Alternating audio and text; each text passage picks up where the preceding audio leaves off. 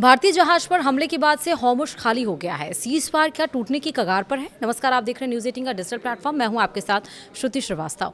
Hormuz जल डमरू मध्य को एक बार फिर से बंद कर दिया गया है। भारतीय जहाजों पर हमले और ईरान के साथ जारी बातचीत के बीच अमेरिका में हलचल तेज हो गई है। अमेरिकी राष्ट्रपति डोनाल्ड ट्रंप ने शनिवार सुबह व्हाइट हाउस के सिचुएशन रूम में हाई लेवल बैठक बुलाई, जिसमें इस संकट और संभावित समझौते पर चर्चा की गई। स्थिति इसलिए और गंभीर मानी जा रही है क्योंकि मौजूदा युद्ध विराम सिर्फ 3 दिन में खत्म होने वाला है और अभी तक अमेरिका और ईरान के बीच अगली बैठक की तारीख तय नहीं हुई है।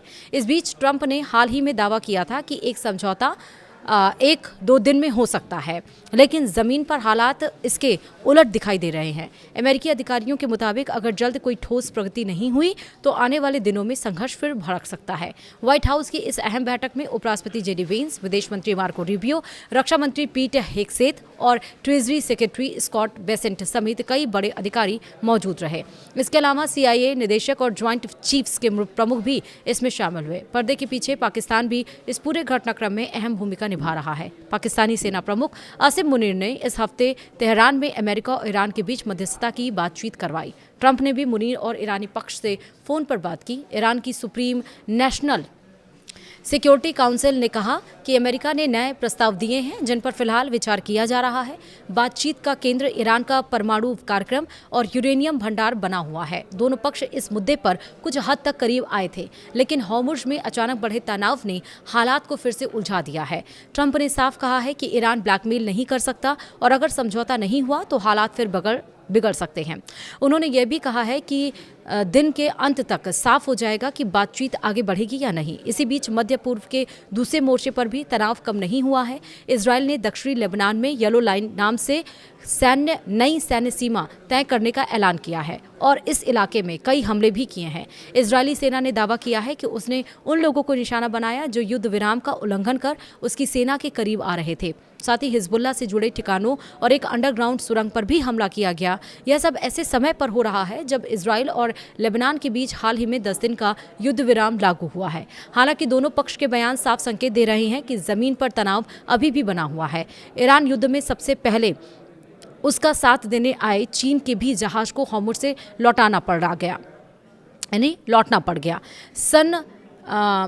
प्रॉफिट नाम की चीनी जहाज को इजाज़त नहीं मिली और इजाज़त ना मिलने के बाद रास्ता बदलना पड़ा। ईरान ने साफ किया कि वह किसी भी देश के जहाज़ को ब्लैंकेट अप्रूवल नहीं देगा।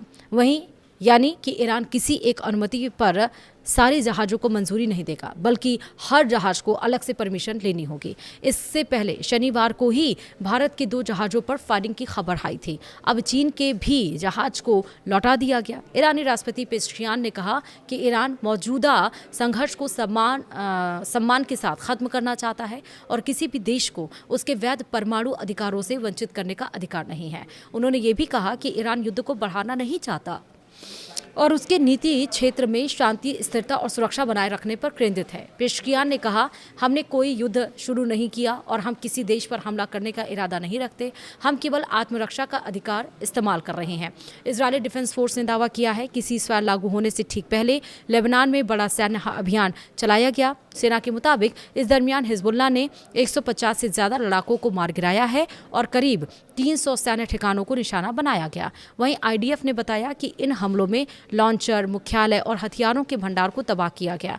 इस अभियान को रोयरिंग लायन नाम दिया गया था और इसके तहत अब तक 1800 से अधिक हिजबुल्लाह लड़ाके मारे जाने का दावा किया गया है। इसी के साथ ही इसीलिए टेंशन हो गई है क्योंकि 21 अप्रैल को जो सीज़फायर हुआ था तीनों देशों के बीच में, वो ख़त्म हो रहा है। इसके पहले मध्यस्थता और आगे बढ़ाई जानी चाहिए, युद्ध खत्म होना चाहिए। लेकिन जिस तरह से स्ट्रेट ऑफ हॉर्मुज़ जो हमेशा से टेंशन ऑफ पॉइंट बना हुआ था, उस पर एक बार फिर से टेंशन हो गई है क्योंकि वहाँ पर ईरान की तरफ से बमबारी की गई है, जिसमें ये भी खबर आई थी कि भारत के भी 2 जहाज़ को यहाँ पर हम नुकसान पहुँचाया गया, लेकिन फिर वो ऑडियो मैसेज था और जहाँ भारत ने भी ईरान को ये बात कही है और कहा है कि आपने ही परमिशन दी थी भारत को तो भारत के जहाज़ों को गुजरने दिया जाए। लेकिन ईरान ने वहाँ पर स्ट्रेट ऑफ हॉर्मुज़ जो 18 अप्रैल को खोलने की बात कह दी गई थी, 24 घंटे के बाद वहाँ पे टेंशन इसलिए हो गई क्योंकि अमेरिका ने साफ तौर पर कहा कि वो अपने युद्धपोतों को नहीं हटाएगा, अभी तक डिप्यूट करेगा। और ईरान कह रहा है कि नहीं, जब तक अमेरिका के युद्धपोत नहीं हटेंगे तब तक ये स्ट्रेट ऑफ हॉर्मुज़ पूरी तरह से नहीं खोला जाएगा। यानी कि कुल मिलाकर ये कि सीज़फायर ज़रूर है लेकिन टेंशन बरकरार है। सबकी उम्मीदें ये भी हैं कि ये युद्ध खत्म होना चाहिए, लेकिन जब तक बातचीत नहीं होगी युद्ध खत्म नहीं हो सकता। वीडियो में इतना ही। नमस्कार।